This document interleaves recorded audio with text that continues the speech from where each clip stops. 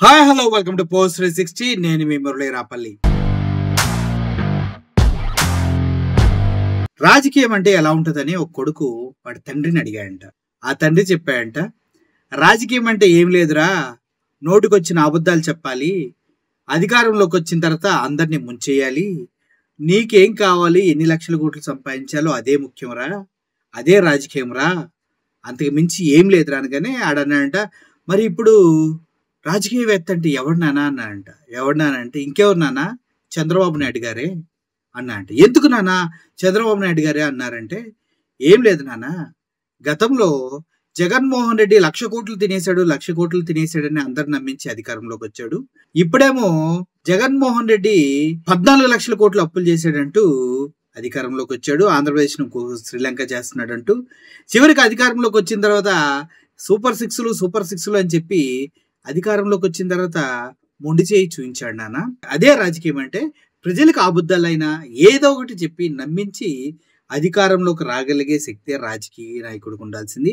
ఆ రాజకీయ నాయకుడే చంద్రబాబు నాయుడు గారు అని చెప్పాడు. అలాగే ఉంది ఇప్పుడు పరిస్థితి చూస్తుంటే. ఇదన్నీ ఎలాగుంటే టీడీపీ ట్విట్టర్ హ్యాండిల్లో ఒక అద్భుతమైన పోస్ట్ అనేది దర్శనం ఇవ్వడం జరిగింది. ఆ పోస్ట్ని కనుక నేను మీకు చూపిస్తా, ఒకసారి చూడండి. ఎంత ఘోరంగా అంటే, ఈ టీడీపీ అఫీషియల్ వెబ్సైట్, ఇది అఫీషియల్ ట్విట్టర్ హ్యాండిల్లో ఏమని పెట్టారంటే, వింటే దిమ్మ తిరిగిపోయే మ్యాటర్ ఇది. అబ్బో, కమిషన్ ఇచ్చిన వాళ్ళతో జే బ్రాండ్ మద్యాన్ని తయారు చేయించి కేసుకి ఇంత చొప్పున జే ట్యాక్స్లు కట్టించుకొని డిజిటల్ చెల్లింపులు లేకుండా అమ్మేసి ఏ రోజు సాయంత్రం ఆ రోజు కలెక్షన్ని తాడేపల్లి కొంపకి చేరితే ఆ డబ్బును లెక్క పెట్టడానికి 280 కౌంటింగ్ మిషన్లు రాత్రి పబ్బుల్లో పనిచేస్తే, అంటే లెక్కేసుకోండి దోపిడీ సొమ్ము ఏ రేంజ్ లో ఉందో అంటూ ఒక పోస్ట్ పెడతాం జరిగింది. అంటే దీని ఉద్దేశం ఏంటంటే, తాడేపల్లిగూడెం ప్యాలెస్ లో విచ్చలవిడిగా డబ్బు అనేది ఖర్చు పెడతాం జరిగింది అనేసి, అంటే ఈ లిక్కర్ సిండికేట్స్ దగ్గర నుంచి డబ్బులు వచ్చినాయి మొత్తం వాళ్ళు తీసుకెళ్లి, వాళ్ళు ఎన్ని కౌంటింగ్ మిషన్స్, 280 కౌంటింగ్ మిషన్స్ అట్లన్నిట్లో లెక్కేశారని చెప్పడం జరిగింది. మీకు సింపుల్ క్యాలిక్యులేషన్, 280 కౌంటింగ్ మిషన్లు, 900 మంది సిబ్బంది, రోజుకి 3 షిఫ్ట్లు చొప్పున 5 ఏళ్ల పాటు 24/7 పనిచేశారంట. ఒక పోస్టర్ కూడా డిజైన్ చేశారు, అద్భుతంగా ఉంది పోస్టర్ డిజైనింగ్. అది మనకి గ్రాఫిక్స్ లో మంచి పట్టు ఉంటుంది కాబట్టి చాలా బాగా చేస్తారు. ఇందుకు ఏంటా పని అనుకుంటున్నారా, తాడేపల్లిగూడెం ప్యాలెస్ లో జే ట్యాక్స్ డబ్బులు లెక్క పెట్టే పని. అవును, ఇది నిజం అంటూ లిక్కర్ సంబంధించి ఎన్ని కోట్లు లెక్క పెట్టారని చెప్పడం జరిగింది. ఫర్ ఎగ్జాంపుల్ నేను చెప్తూ ఉన్నానండి, సింపుల్ క్యాలిక్యులేషన్ లెక్క, మనకి ఏ కౌంటింగ్ మిషన్ అయినా పర్ మినిట్ 10 నుంచి 12 నోట్లు లెక్క పెడుతుంది. అంటే మనం యావరేజ్ లో 10 వేసుకుందాం. పర్ మినిట్ 10 ఓట్లు అంటే 500 రూపాయల నోట్లు అనుకుందాం. పర్ మినిట్ 10 నోట్లు 500 రూపాయలు అంటే దగ్గర 5,000 రూపాయలు పర్ మినిట్ కౌంట్ చేస్తుంది. 5,000 ఇంటూ 1 అవర్ అంటే 30 వేసుకుంటే దగ్గర 3 లక్షలు పర్ అవర్ కౌంట్ చేస్తుంది. 3 లక్షల గంట అంటే 3 షిఫ్ట్లు అంటే 24/7 3 షిఫ్ట్లు చేస్తున్నారంటే ఇంటూ 24 వేసుకున్నాం అనుకోండి, దగ్గర 72 కోట్ల రూపాయలు. 72 కోట్ల రూపాయలు రోజుకి ఒక కౌంటింగ్ మిషన్ కౌంట్ చేస్తుంది. అర్థమైందా? అటువంటి 280 కౌంటింగ్ మిషన్లు అంటే 72 కోట్లు ఇంటూ 280 కౌంటింగ్ మిషన్లు. 280 కౌంటింగ్ మిషన్లు అంటే దగ్గర పర్ డే ఎంత కౌంట్ చేస్తారంటే, నాకు ఇక్కడ క్యాలిక్యులేటర్ కూడా పడతలేదు, 200 కోట్లు. రోజుకి దగ్గర 200 కోట్లు జగన్మోహన్ రెడ్డి కౌంట్ చేశాడు అనుకోండి. రోజుకి 200 కోట్లు, అది నెలకి ఎంత అవుతుంది ఇంటూ 30. 200 కోట్లని దగ్గర 6,000 కోట్ల పైన పోతుంది. అంటే నెలకు 6,000 కోట్లు అంటే సంవత్సరానికి 7,25,700 7 లక్షల కోట్లు దాటిపోతుంది. అంటే సంవత్సరానికి 7 లక్షల కోట్లు అంటే దగ్గర 5 సంవత్సరాలకి ఇలా లెక్కేసుకుంటూ పోతే చాలా చిరాకేస్తుంది ఈ కౌంటింగ్ లో. ఎందుకంటే ఇది లెక్కలకు అసాధ్యం, ఇండియన్ బడ్జెట్ కన్నా చాలా ఎక్కువ ఉంది. అంతేకాదు దీనికి ఆధారం చేస్తూ నిన్న ఏబిఎన్ ఆంధ్రజ్యోతి ఛానల్లో ఒక న్యూస్ టెలికాస్ట్ చేశారు. ఏంటంటే, నిజంగానే ఇంత మద్యం పైన ఇంత చేశారా అని అందరికి డౌట్ వస్తుంది, ట్విట్టర్ హ్యాండిల్లో పోస్ట్ చేశారు అనే దానికి వాళ్ళు ఆధారం చేసుకుంటూ వాళ్ళ సొంత ఛానల్లో ఒక న్యూస్ని టెలికాస్ట్ చేశారు. అందుట్లో ఆర్పి అనే ఒక పనికిమాలోడు అనుకోండి, ఆడు చెప్పిన వాటితో మాట్లాడిస్తారన్నమాట. ఇలా ఒకసారి వినండి ఏం మాట్లాడించారో, భలే కామెడీ అనిపిస్తుంది మనకి. 2019 ముందు వరకు కూడా ఈ వైన్ షాపులు ఏవైతే ఉన్నాయో వాటికి చీటీలు వేసేవాళ్ళు, టెండర్లు వేసేవాళ్ళు, అధికారికంగా తీసేవాళ్ళు, వాళ్ళకి నిర్ణయించబడినటువంటి ప్రదేశాల్లో ఇచ్చేవాళ్ళు. అది తీసేసి గవర్నమెంట్ దృష్టిలోకి తీసుకున్నాడు. అంటే గవర్నమెంట్ వీటిని పరిపాలిస్తుందని చెప్పి వాటిని తీసుకున్నాడు. అదేవిధంగా ఏదైతే వైన్ షాపులు ఉన్నాయో వాటిని సంపూర్ణ మద్యపాన నిషేధం చేస్తా అన్నాడు. అది చెయ్యకపోగా ఏదైతే వైన్ షాపులు గవర్నమెంట్ అధికారికంగా తీసుకొని వాళ్ళ గ్రిప్పుల్లో పెట్టుకుందో, వాళ్ళ గ్రిప్పుల్లో పెట్టుకుందో, అంతకుముందేమో టెండర్లో పిలిచేవాళ్ళు. అంటే ఇప్పుడు టెండర్ పిలిచి వీధి వీధికి బెల్ట్ షాప్లు ఎన్ని ఇచ్చారో మనకు తెలుసు. అయినా కూడా సారీ, వాటికి మ్యాషనోస్, blenders pride, black dog, teachers, అండర్ పేపర్స్, లేకపోతే ఇంకోటి ఏదో అఫీషియల్ గా మంచి మందులు ఏవైతే ఉండేటివో వాటన్నిటిని కూడా పక్కన పెట్టారు. ఎందుకంటే వాటిలో మార్జిన్ చాలా తక్కువ ఉంటది. నిర్ణయించబడినటువంటి మార్జిన్ ఇంతే ఉంటది.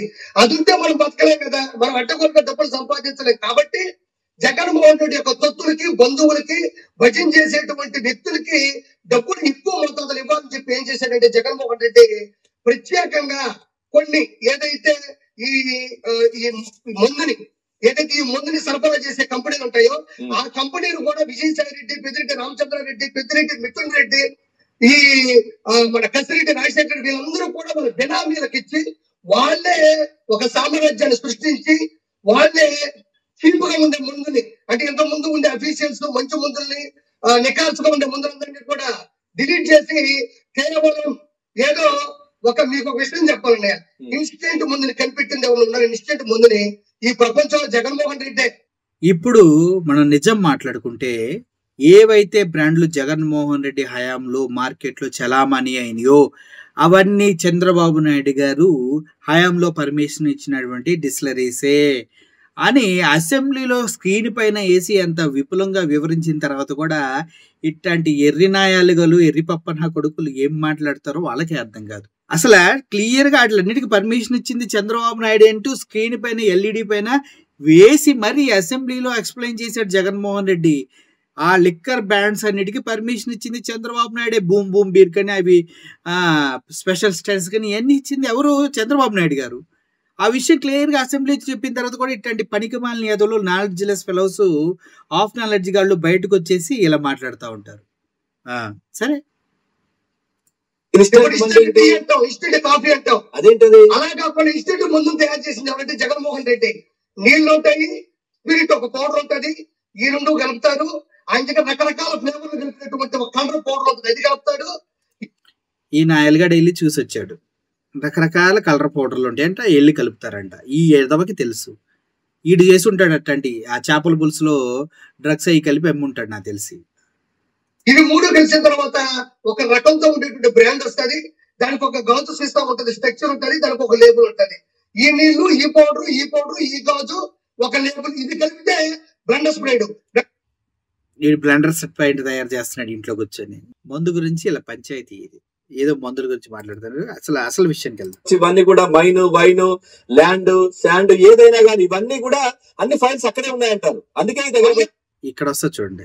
పెట్టుకుంది. అది కాకుండా కల్తీ ముందన్నాడు, ఎక్కువ మద్యం తీసుకున్నాడు. అది కాక ప్రజల యొక్క ప్రాణాలతో చాలాటం ఆడాడు జగన్మోహన్ రెడ్డి. వాళ్ళ లెవెల్ని చెడిపోయి, మొత్తికిపోయి, తలకాయ తిరిగిపోయి, నేను అప్పుడు ఇక్కడ నెల్లూరులో కూడా తిరుగుతున్నప్పుడు ఒక్కొక్కరు దండం పెట్టేవాళ్ళు. నాయన అంతకుముందు ముందు తాగినా పనిచేసి వచ్చి కడుపుండా కూడిది ఇంట్లో కొనుక్కునే వాళ్ళు, పనిచేసిన వాళ్ళు. ఈరోజు చక్కెర రేగిపోతుంది, ఏం చేస్తారో వాళ్ళకి అర్థం కావట్లేదని చేశాడు జగన్మోహన్ రెడ్డి. మద్యపాన నిషేధం అన్నారు కదా, మళ్ళీ మద్యం తాగకుండా ఆ విధంగా చేశారనుకోవచ్చా? అదేలా అవుతుందన్నా? అంటే మళ్ళీ రారు కదా, మళ్ళీ వైన్ షాప్ కి వచ్చే పరిస్థితి లేదు కదా. మతి స్థిమితం కోల్పోయి, ఆరోగ్యం పాడైపోయి హాస్పిటల్లో పడితే ఎక్కడొస్తారు? మళ్ళీ ఎక్కడ వాళ్ళు రారు, మిగతా వాళ్ళు వస్తారు కదా. అదే అంటున్నాను, మద్యపానం చేసుకుని ఇంకోరున్నా మద్యం అనేది అందరూ తీసుకుంటారు, అది అధికారికంగా కూడా ఉంది. నువ్వు మానిపించాలంటే ఒకసారిగా మానిపించేస్తే ఏడ బాధలు వాళ్ళు పడతారు. అంతే, ఒక్కసారిగా మానిపిస్తే ఎవడ బాధలు వాడు పడతాయనే ఉద్దేశంతోనే జగన్మోహన్ రెడ్డి గారు మద్యం పైన రేట్లు పెంచితే ఇంట్లో భార్యలు కూడా తిడతారు, అంత రేటు పెట్టి తాగకపోతే ఏంటి, రోజు కష్టపడిన దాంట్లో ఎక్కువ డబ్బులు మద్యానికి ఇస్తున్నామని వాళ్ళు కూడా ఆలోచించి బుర్రన్నవాడు ఎవడైనా మద్యం ఆపేస్తాడరా ఎర్రిపప్ప అని చెప్పాలని ఉంది నాకు. కానీ మీడియాలో ఉంటాం కాబట్టి ఎర్రిపప్ప గిరిపప్ప పదాలు మనం వాడలేం అనమాట. Okay, next. లేకపోతే కొంత టీయో కాఫీయో డికాషన్ లో దాగి ఇంట్లో ఒక మాట వదిలేస్తే అందులో భాగంగా ఇది ఉంటే అని దాని ద్వారా డబ్బులు సంపాదించడానికి ఒక ఫేక్ ఇది చేశారు తప్ప అంత సీన్ లేదన్నా. 100% కేవలం కోట్ల రూపాయలని సంపాదించడానికి. పోనీ సరఫరా చేసే కంపెనీలు ఏవైతే ఉన్నాయో వీళ్ళ బినామీలవి, పోనీ దానికి ఒక ఫార్ములా ఉందా, ఫండమెంటల్ థియరీ ఉందా? అవి జగన్మోహన్ రెడ్డి బినామీలు అయితే ఇప్పుడు కేసులు వేసి ఆ బినామీ కంపెనీలని మూసేయించండి. అది చేత కాదా మీ ప్రభుత్వానికి? అవి బినామీ పేరులో ఉన్న ఆ డిస్టిలరీస్ ఎవరైతే ఉన్నాయో అవన్నింటిని మూసేయించండి అయ్యా. జగన్మోహన్ రెడ్డి పేరు తీసుకొచ్చి బయట పబ్లిక్ లో తెలియచేయండి. అది చేయకుండా సొల్లు కబుర్లు చెప్తారేంటి మీరంతా? నాకు అర్థం కావట్లేదు. అంటే అది కూడా లేదు. హైలైట్ ఏంటంటే ఒక్కొక్క కేసు మీద 150 నుంచి 450 రూపాయలు మార్జిన్ అంట. అలా 4 సంవత్సరాల 2 నెలల కాలంలో నెలకు 60 కోట్ల లెక్కన 3,000 కోట్ల రూపాయలు అన్యాయంగా అర్జించారు ప్రజలు. నేను ఒక లెక్క చెప్పాను మీకు ఇందాక. ఆ లెక్కలో ఇది ఇన్వాల్వ్డ్ అన్నమాట. ప్రాణాన్ని హరింపజేస్తూ ప్రజల సొమ్ముని అవినీతిగా సంపాదించుకున్నారు. దీని వెనక ఉంది పెద్దిరెడ్డి, మిథున్ రెడ్డి, అతని ముందున్నది కసిరెడ్డి రాజశేఖర్ రెడ్డి, ఐటీ శాఖ సలహాదారుడు. ఇది కాకుండా ఆల్రెడీ రన్నింగ్ లో ఉండేటువంటి ఏదైతే కంపెనీలు ఉంటాయో వాటిని కూడా అరాచకంగా భయపెట్టి గన్నులు పెట్టి వాటిని కూడా లాక్కున్నారు. నెలకు వచ్చిన 60 కోట్ల రూపాయలు అయితేనేమి. ఇంకోటి డిజిటల్ ప్రాసెస్ లేదు, ఫోన్ పే లేదు, గూగుల్ పే లేదు, ఒక కరెంట్ అకౌంట్ లేదు, వాటికి సంబంధించిన లెక్కలు లేవు, వాటికి సంబంధించి ఒక జీఎస్టీ ఉంటుంది. ఒక ప్రాముఖ్యంగా గవర్నమెంట్ కి రావాల్సిన డబ్బులు సంబంధించిన ప్రతి ఒక్క స్టేట్మెంట్ ఒక బ్యాంకు ద్వారా ఉండాలి కదా. వాటికి సంబంధించినటువంటి ఎటువంటిది కూడా లేకుండా, ఫోన్ పే గూగుల్ పే లేకుండా ప్రైవేటీకరణ చేస్తే ఎక్కడ వాళ్ళు లెక్కలు చెప్పరు, ఎక్కువ మిగలదని చెప్పేసి ప్రభుత్వం పరంగా చేశాడు. కావాలని అక్కడ పోవడం, గల్లాపెట్లో డబ్బులు వేసుకోవడం, సాయంత్రానికి ముడుపులు. తాడేపల్లి ప్యాలెస్ ఇక్కడి నుంచి ఒక కంటైనర్ బయలుదేరుతుంది. ఎన్ని వెనక కంటైనర్లు ఇక్కడ ఏదో వైన్ షాప్ నుంచి వచ్చిన క్యాష్ కావచ్చు, అక్కడ మిగిలిన కేసు మీద వచ్చిన 150 నుంచి 450 రూపాయల డబ్బులు కావచ్చు, ఓవరాల్ గా మొత్తాన్ని కూడా తీసుకొచ్చి అక్కడ పెట్టడం. దీంతో పాటు మీరు నమ్మరు కానీ తిరుమల తిరుపతి దేవస్థానం సంబంధించినటువంటి హుండీలో నగలు కావచ్చు, ముడుపులు కావచ్చు, అక్కడ వేసినటువంటి క్యాష్ కావచ్చు, ఏదైనా కావచ్చు, ఆ డబ్బులు కూడా వీడికి ఒళ్ళు బలిసింది. గ్యారంటీకి వీడికి సమాధానం చెప్పాల్సిన అవసరం ఎంతైనా ఉంది. ఎందుకంటే తిరుపతి హుండీలో డబ్బులు కూడా జగన్మోహన్ రెడ్డి గారు తీసుకెళ్లారంట. వీడిపైన కేసు పెట్టొచ్చా లేదా? ఇటువంటి దుర్మార్గుడు, నీచుడు, నికృష్టుడి మాటలు మనం వినాలా? అంటే చాలా పెద్ద ఆరోపణ చేస్తున్నారు ఆర్పి గారు.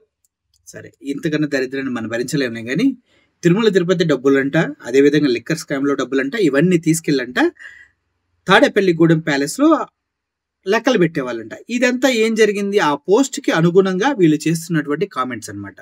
సో ఓవరాల్ గా జగన్మోహన్ రెడ్డి లిక్కర్ స్కామ్ లో చాలా డబ్బులు సంపాదించాడు అనేసి ప్రజల్లోకి తీసుకెళ్లే ప్రయత్నం అయితే టీడీపీ గవర్నమెంట్ చాలా ఘోరంగా చేస్తూ ఉంది.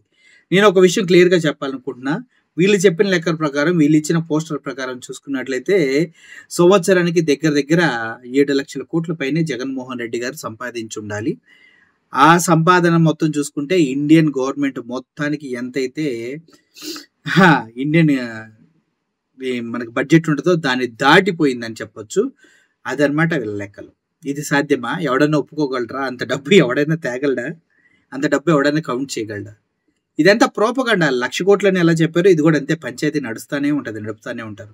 ఇంత సిల్లీ పాలిటిక్స్ చేయడం అనేది కేవలం చంద్రబాబు నాయుడు గారికే సాధ్యం. అందులో ఎటువంటి సందేహం లేదు.